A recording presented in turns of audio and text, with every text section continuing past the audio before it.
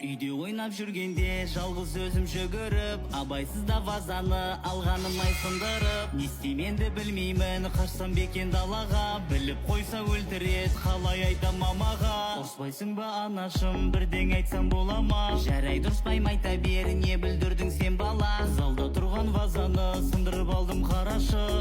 Сындырып алған нес, иттің ғана баласы. Қашпай жылдамында келі тез жаныңның барында, білемін ғой барған мен ұрасың ғой тағы да. Жыламасай бозарып ұрған жоқпын мен әлі, көп сөйлемей оңбаған алып берші ананы. Ой бұл баламды қаттырып қойдым ау деймін. Әкүнай келші жылама, жасын сүртші көзіңнің, байқамай қаппын ойбай-ай, балам екен ғой өзімнің. Тамағыңды ботамау, келші құйып берейін, ауырған жоқ па ешерің, кәне көрейін.